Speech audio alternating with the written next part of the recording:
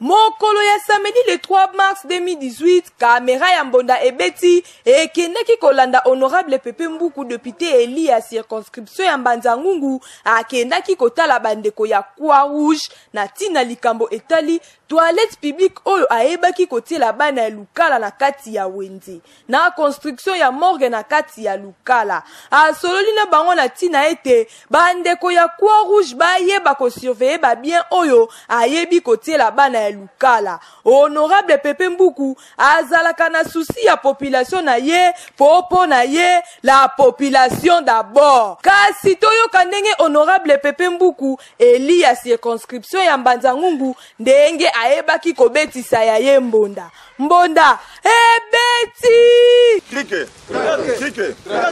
Il a fait accord. Et pour ngazo sala, le cité Lukalawa. Go si accord to construire morgue na Lukala. Vous voyez, donc les lots déjà, tout ça la première étape. Au total, place de Totiango. On a proposé un cas nouveau, mais celui a proposé que Totiango en face, il y a l'hôpital de la cité, l'hôpital il y a Lungwana. Donc les lots déjà de 17h.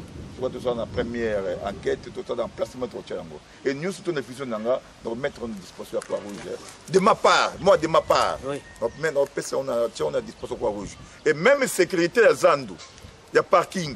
Et je vous annonce encore, semaine, mois où tout ça, entretien parking. Si le PC accord, la place, au centre de Kalawat, place Wana. Donc tout ça, dans le parking à Lukala, c'est ça, le parking était. Nous surtout marché souvent, on a arraché yango pour que basala le parking na kate Lukala. Vous voyez, au lieu que foufou qui t'a passé par là, taxi et qui est passé par là, de place à Batou, non. Si nous maintenant c'est des places na awa. Et comme la disposition à fondation à passer à parking. Mais nous surtout si nous à PC conseil mon pour ma sécurité. La sécurité on prévoit toujours bino. Qui le joie! Vous maintenant encourager Bino. Pourquoi nous encourager Bino? Pour Mossala répondre au peuple. Ce n'est pas donné à n'importe qui.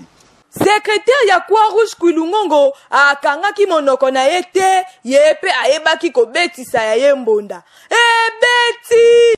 Je suis dans la Croix-Rouge depuis 1961. Kino Lelo. Province, nation, Toyo Kaka. Na participé na makambo ebele mais pona ka oyo c'est pour la première fois. En tout cas papa, merci mingi.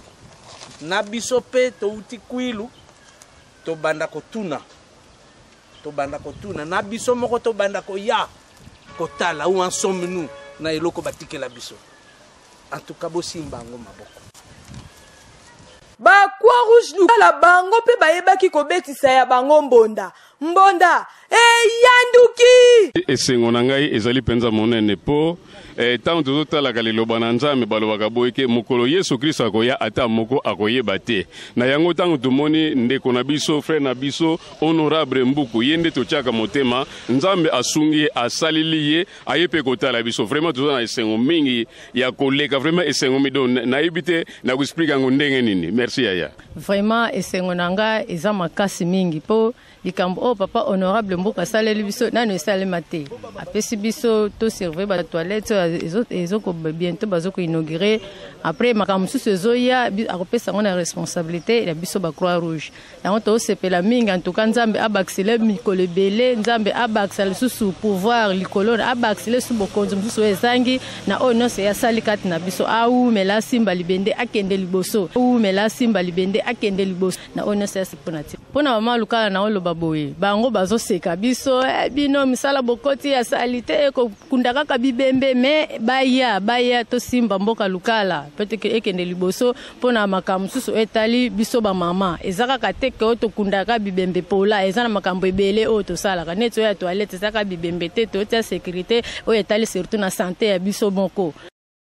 boende ezalaka esali esengo makasi komona makambo ya boye po lukala banda ezala lukala tomona nanu morgue na kati ya lukala te olie batu bakendaka kimpese kasi solution eye na kati ya lukala.